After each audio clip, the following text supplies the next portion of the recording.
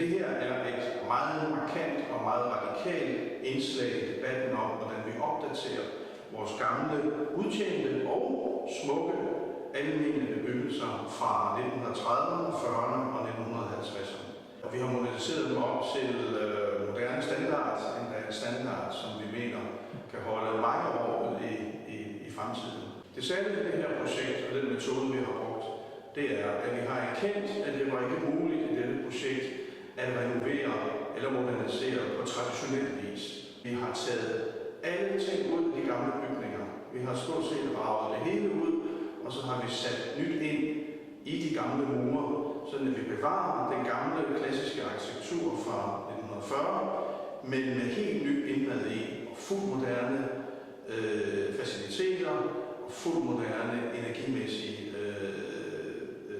løsninger.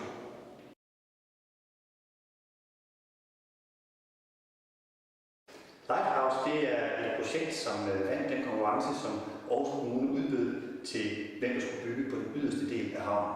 Og vi er en del af Lighthouse.